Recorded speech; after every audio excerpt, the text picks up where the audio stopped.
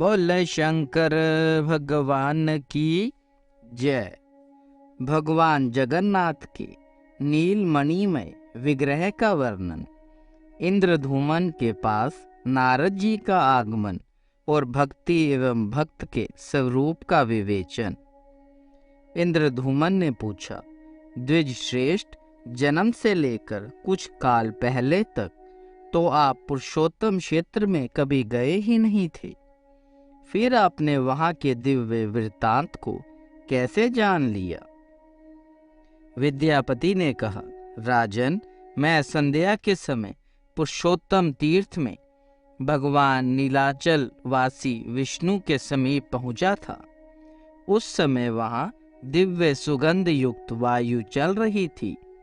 आकाश मार्ग में देवताओं का सम्मिलित शब्द सुनाई पड़ता था। वहां विश्वावसु नामक छब्र मेरा मित्र है। उसने दिव्य उपहार, भोजन तथा यह माला मुझे प्रदान की थी। कभी मलिन न होने वाली यह बहुमूल्य माला लक्ष्मी तथा राज्य का सुख प्रदान करने वाली है और दरिद्रता एवं पाप का संहार करने वाली है। इसलिए इसे आपके योग्य समझकर मैं यहाँ ले आया हूँ।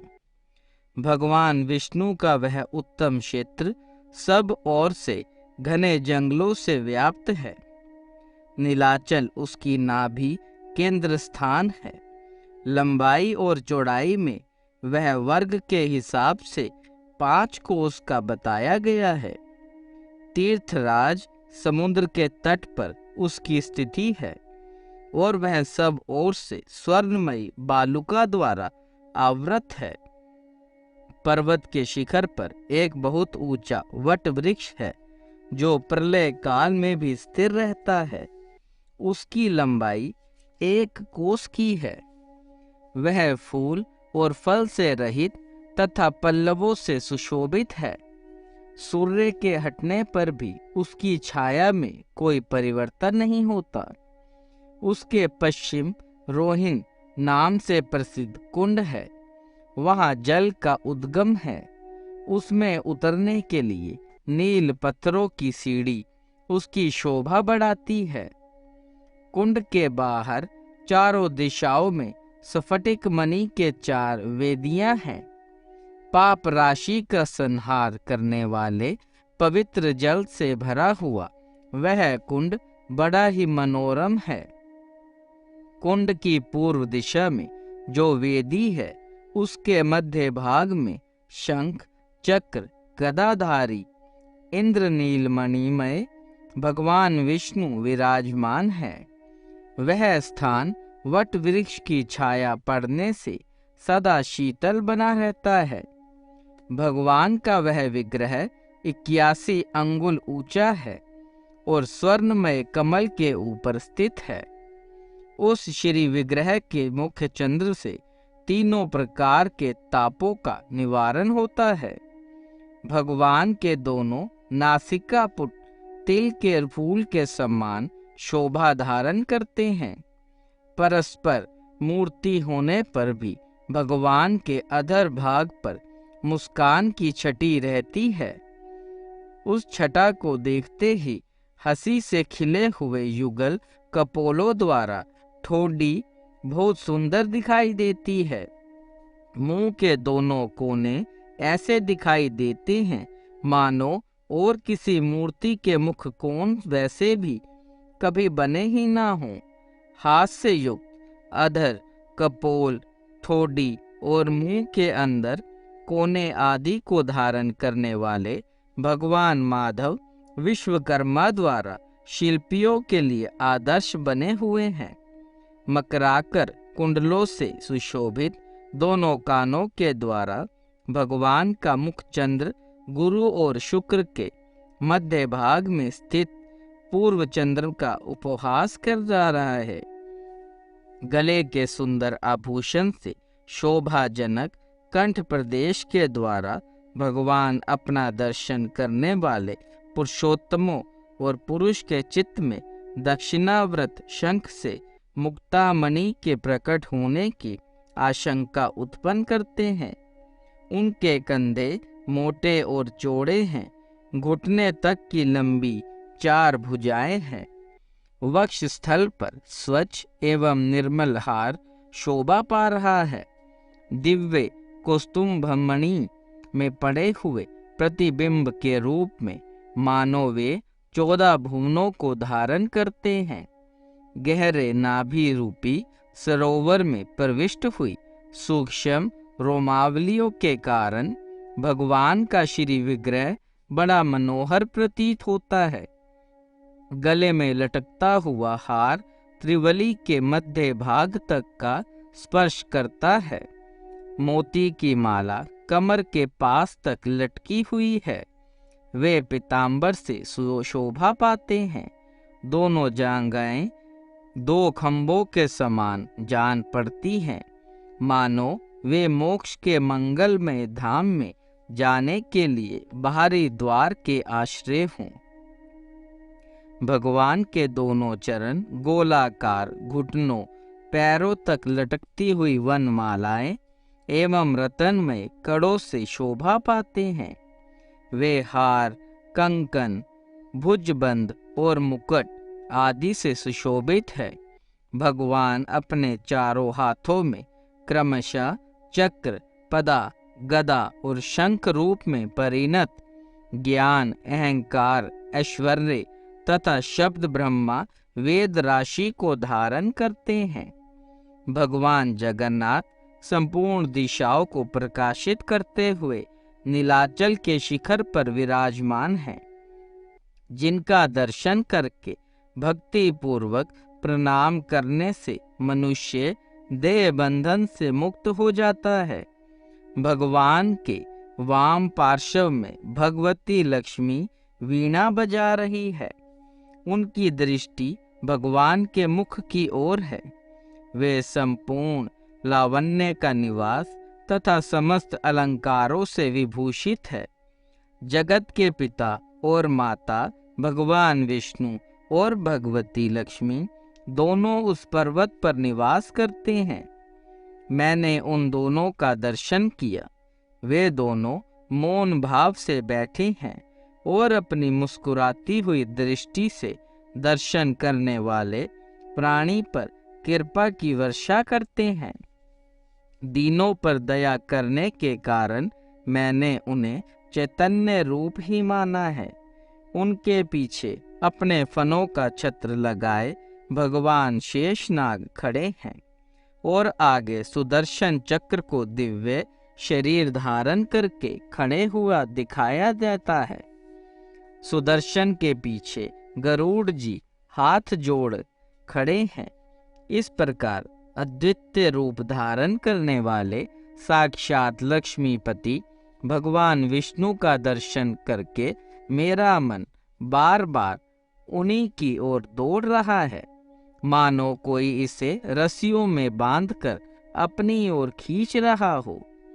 तीर्थ स्नान, तप, दान, देव यज्ञ और व्रतों के द्वारा भी कोई वैसे दिव्य रूप में भगवान का दर्शन नहीं कर सकता।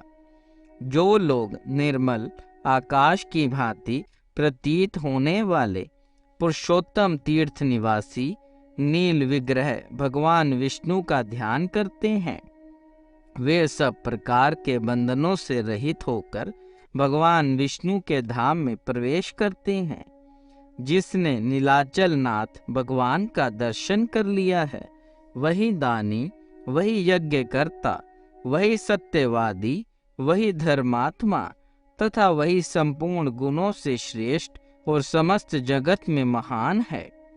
राजन, वहाँ जगदीश्वर माधव के जो सेवक हैं, उन्हीं से मैंने भगवान के इस महात्म्य का परिचय प्राप्त किया।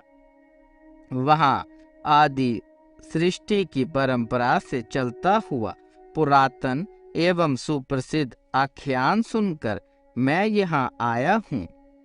यमराज और महाराज, आपकी इच्छा के अनुसार आपकी ही आज्ञा से श्री पुरुषोत्तम का दर्शन करके वहाँ का सब वृत्तांत आपसे निवेदन किया है। अब आपकी जैसी इच्छा हो वैसा करें। इंद्रधूमन बोले, भगवान, आपका वचन मेरे लिए सर्वथा विश्वसनीय है। आपके मुख से भगवान के पापहारी स्वरूप का वर्णन सुनकर तथा इस दिव्य प्रसाद माला का संयोग पाकर मैं कृतकृत्य हो गया। अनेक जन्मों में उपार्जित मेरी समस्त पाप राशि आज नष्ट हो गई। अब मैं भगवान लक्ष्मीपति के दर्शन का अधिकारी हो गया। सर्वतोभाव ने वहाँ की यात्रा करूँगा और इस राज्य एवं बढ़ी हुई समृद्धि के द्वारा पुरुषोत्तम तीर्थ में निवास स्थान, नगर और दुर्ग बनवाऊंगा। भगवान विष्णु के प्रति के लिए 100 अश्वमेध यज्ञों का अनुष्ठान करूंगा और प्रतिदिन सैकड़ों उपचारों से श्रीनाथ जी की पूजा करूंगा। व्रत, उपवास और नियमों द्वारा जगत गुरु भगवान को प्रसन्न करूंगा, जिससे वे मुझ संतप्त प्राणी को अपने वचनामृत से अभिषिक्त करेंगे। भगवान नारायण दीनों पर अनुग्रह करने वाले हैं। इस प्रकार राजा इंद्रधूमन श्रद्धा और भक्ति से भगवान जगदीश्वर की स्तुति कर रहे थे। इतने में ही संपूर्ण भुवनों को देखने की उत्सुकता रखने वाले देवऋषि नारद जी वहां आ पहुंचे। विष्णु भक्तों में श्रेष्ठ ब्रह्मपुत्र नारद जी को आता देख राजा सहसा उठकर खड़े हो गए और पाद्य, अर्ध एवं आचमनीय निवेदन करके उन्हें उत्तम आसन पर बैठाकर प्रणाम पूर्वक हाथ जोड़कर बोले, आज मेरे संपूर्ण यज्ञ, दान, स्वाध्याय और तप सफल हो गए, क्योंकि मेरे घर पर ब्रह्मा जी के द्वितीय स्वरूप देवऋषि नारद कृपा पूर्वक पधारे हैं।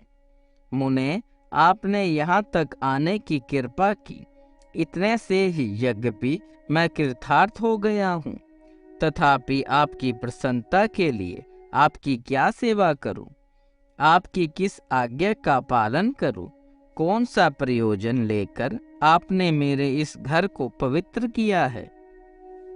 भक्ति और विनम्र से सनी हुई राजा की यह बात सुनकर कोमल वाणी में नारद जी ने मुस्कुराते हुए कहा, नृप श्रेष्ठ, तुम्हारे निर्मल गुणों से ब्रह्मा आदि संपूर्ण देवता, सिद्ध और मुनि अत्यंत प्रसन्न हैं। तुमने बहुत अच्छा निश्चय किया। हजारों जन्मों के अभ्यास से नीलाचल गुहा निवासी भगवान माधव में भक्ति होती है। परम बुद्धिमान ब्रह्मा जी ने उन्हीं भगवान जगदीश्वर की आराधना करके इस सृष्टि का निर्माण किया और पितामह की पदवी पाई है। तुम भी उन्हीं के वंश में उत्पन्न हुए हो, अतः भगवान के प्रति तुम्हारी ऐसी भक्ति होनी उचित ही है।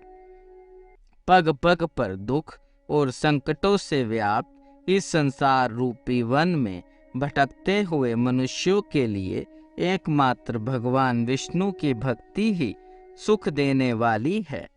यह संसार एक समुद्र है जहाँ कोई भी सहारा देना नहीं चाहता और ना ही देने वाला है। सुख दुख आदि द्वंद्वों के प्रचंड आंधी से इसमें सदा तूफान आता रहता है। इस कारण यह अत्यंत दुस्तर है। इस भवसागर में डूबे हुए मनुष्यों के लिए भगवान विष्णु की भक्ति ही नौका मानी गई है। एकमात्र माता भगवती विष्णु भक्त का आश्रय लेकर संतुष्ट रहने वाले साधु पुरुष कभी शोक नहीं करते। राजन, देहधारियों की जो बड़ी भारी पाप राशि है वह विष्णु भक्ति रूपी महान दावानल में पतंगों की भांति जल जाती है। प्रयाग, गंगा आदि तीर्थ, तपस्या, श्रेष्ठ अश्वमेध यज्ञ, महान दान, व्रत, उपवास और नियम, इन सब का सहस्त्रों बार सेवन किया जाए और इनके पुण्य समूह को कोटि कोटि गुना करके एकत्रित किया जाए तो भी वह विष्णु भक्ति के 1000वें अंश के बराबर भी नहीं बताया गया है। नारद जी के बताए हुए विष्णु भक्ति महात्म्य को सुनकर राजा इंद्रधूमन के मन में विष्णु भक्ति का स्वरूप जानने की इच्छा हुई। अतः उन्होंने पूछा, भगवान, भक्ति का क्या स्वरूप है? उसके लक्षण का वर्णन कीजिए। नारद जी ने कहा, राजन, सावधान होकर सुनो। मैं भगवान विष्णु की सनातन भक्ति का सामान्य और विशेष रूप से वर्णन करता हूँ। गुणों के भेद से भक्ति के 3 भेद हैं, सात्विकी, राजसी और तामसी। इनके अतिरिक्त एक चौथी भक्ति भी है जो निर्गुणा मानी गई है। राजन, जो लोग काम और क्रोध के वशीभूत हैं और प्रत्यक्ष इस जगत के सिवा और किसी प्रलोक आदि की ओर दृष्टि नहीं रखते, वे अपने को लाभ और दूसरों को हानि पहुंचाने के लिए जो भजन करते हैं, उनकी वह भक्ति तामसी कही गई है। अधिक यश की प्राप्ति के लिए अथवा दूसरों की टांग डांट से प्रसंगवश प्रलोक के लिए भी जो भक्ति होती है, वह राजसी मानी गई है। परलौकिक लाभ को स्थायी समझकर और एहलोक के समस्त पदार्थों को नश्वर देखकर अपने वर्ण तथा आश्रम के धर्मों का परित्याग न करते हुए आत्मज्ञान के लिए जो भक्ति की जाती है, वह सात्विकी है। यह जगत जगन्नाथ का ही स्वरूप है, उनसे भिन्न इसका दूसरा कोई कारण नहीं है। मैं भी भगवान से भिन्न नहीं हूँ और वे भी मुझसे पृथक नहीं हैं।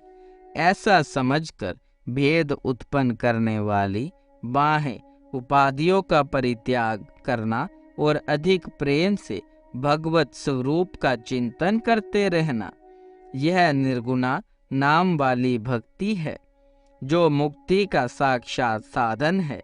यह अत्यंत दुर्लभ है। अब मैं भगवान विष्णु के भक्तों का लक्षण बतलाता हूँ, जिनका चित्त अत्यंत शांत है, जो सबके प्रति कोमल भाव रखते हैं, जिन्होंने स्वेच्छा अनुसार अपनी इंद्रियों पर विजय प्राप्त कर ली है और जो मन, वाणी और क्रिया द्वारा कभी दूसरों से द्रोह करने की इच्छा नहीं रखते, जिनका चित्त दया से द्रवीभूत होता है, जो चोरी और हिंसा से सदा ही मुख मोड़ते रहते हैं, सद्गुणों के संग्रह तथा दूसरों के कार्य साधन में जो प्रसन्नता पूर्वक संलग्न रहते हैं, सदाचार से जिनका जीवन सदा उज्जवल बना रहता है, जो दूसरों के उत्सव को अपना उत्सव मानते हैं, सब प्राणियों के भीतर भगवान वासुदेव को विराजमान देखकर कभी किसी से ईर्ष्या द्वेष नहीं रखते, दीनों पर दया करना जिनका स्वभाव बन गया है और जो सदा परहित साधन की इच्छा रखते हैं, अविवेकी मनुष्यों का विषयों में जैसा प्रेम होता है, उससे 100 कोटि गुनी अधिक प्रीति का विस्तार वे भगवान श्री हरि के प्रति करते रहते हैं। नित्य कर्तव्य बुद्धि से विष्णु स्वरूप शंकर आदि देवताओं का भक्ति पूर्वक पूजन और ध्यान करते हैं। पितरों में भगवान विष्णु की ही बुद्धि रखते हैं। भगवान विष्णु से भिन्न दूसरी किसी वस्तु को नहीं देखते। समष्टि और व्यष्टि यह सब भगवान के ही स्वरूप हैं। भगवान जगत से भिन्न होकर भी भिन्न नहीं है। हे भगवान जगन्नाथ, मैं आपका दास हूँ। आपके स्वरूप में भी मैं हूँ, आपसे पृथक कदापि नहीं हूँ। जब आप भगवान विष्णु अंतर्यामी रूप से सबके हृदय में विराजमान है, तब सेव्य अथवा सेवक कोई भी आपसे भिन्न नहीं है। इस भावना से सदा सावधान रहकर जो ब्रह्मा जी के द्वारा वंदनीय युगल चरणाविंदों वाले श्री हरि को सदा प्रणाम करते, उनके नामों का कीर्तन करते, उन्हीं के भजन में तत्पर रहते और संसार के लोगों के समीप अपने को तृण के समान तुच्छ मानकर विनयपूर्ण बर्ताव करते हैं।